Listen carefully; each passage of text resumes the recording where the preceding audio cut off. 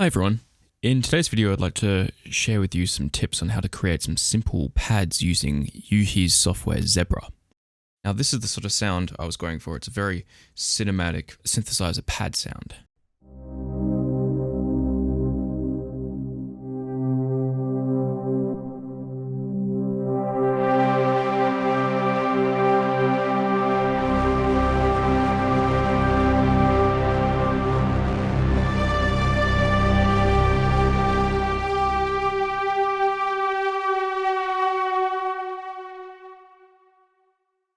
And so it's quite versatile. You have a lot of distortion and grit and movement, but also it's not static. It has a lot of interest to it, which I really like. So anyway, I'm going to be showing you through a few processes to create something like this from scratch. Now the first step would be to create 3 oscillators. We want one sound that creates the core fundamental, so the low end and the energy underneath. We want another sound that has some like harmony and spatial sort of larger harmonic interest. And then a third one just for extra wildness, something unique. Having 3 oscillators instead of 2 or 1 allows you to have more flexibility of color. So what we want to do is create 3 oscillators, and then we want to route them into a VCF, so a filter, this guy here. It comes in default with most patches. And then we want to put it through a XMF1, which is another type of filter, but it has FM and other stuff like that. Now, because we're only just using this one chain, we don't need to do weird stuff like this. We can just keep this routed to sidechain 1, which is going from here into here. Now, if we go over to the matrix section, don't worry, this looks a little bit scary, but it's pretty simple. We just want to make sure that this is all set up for us correctly. Number 1, we want our mod wheel to be going to our amplitude of LFO1 and set to 74, that's correct. We want our aftertouch to be at -20. Okay, so we want to route this one to our frequency mod 1. And what that means is it's the first parameter of change between our cutoff and other parameters. Now our next step is to actually go through our oscillators and choose what sort of sounds we want. Because this is a pad sound and this is more of a template for how to make pads, you can go through and filter through different sounds and choose whatever you like. For me, I'm just going to experiment a little bit. That's part of the fun of this creation. If you go over to the oscillator page and click on these 3 dots, you can find all your oscillators. If you have additional ones, you can see them here. Let's select something like Super Quad, has some interesting stuff. Traditionally, saw waves for this sort of sound is very useful because we like to filter, and then we use distortion and whatnot. So saw waves are a little bit more aggressive and nice. Now, maybe we want a little bit of a LFO that might be interesting.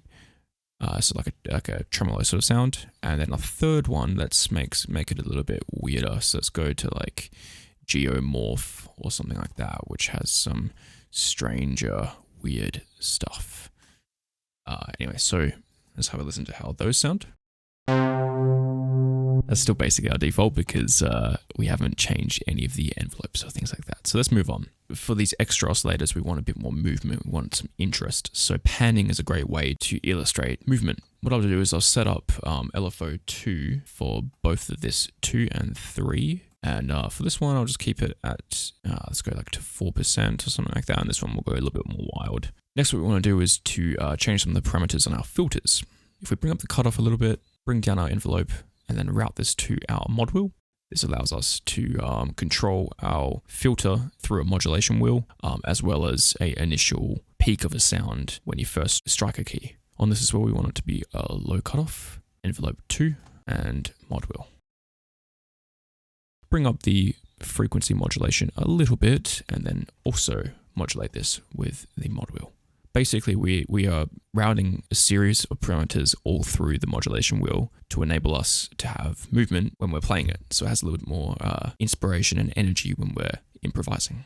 So if we go to envelope 1, we want this to be about 50% or so, 50% there as well, sustain up all the way, and then release to be about there.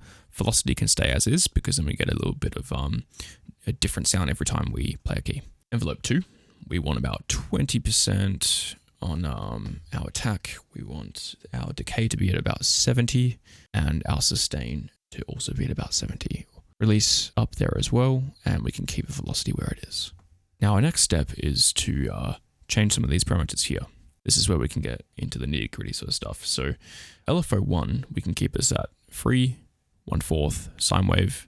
We can bring the we can keep the amp about where it is now. Rate stays down at about 100. LFO2, we got 3, 1/4 sine wave, 100%, 100, and nothing else needs to change here. LFO3, 3, 1/4 sine wave, bring this down a little bit. Rate can stay the same. We can bring the rate down to about 30 and then introduce our mod wheel to the rate here. Fantastic. Now moving on, we can head down to our effects section, add a compressor with about negative 50 decibel threshold. These two settings can stay where they are. Compression on 50, input down actually a little bit and output up. Eco is fine. Let's just rearrange these effects a bit. Let's put this one there, delay and then reverb.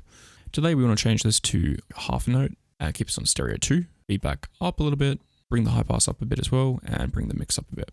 Now onto our reverb. We want both of these to be around 50%. This will give it a little bit more of an even sound. Reverb is one of the biggest tools that help pad creation. Now, last but not least, we add our little bit of final touching stuff on top, and that's just a little boost at 2K. Now 2K is an excellent region for more of the aggression in your sound. It's a little bit more of the hiss, which is nice if you're creating more sounds that emulate brass. Anyway, once that's done, we can have a little listen to the sound and see if it's on track with what we want.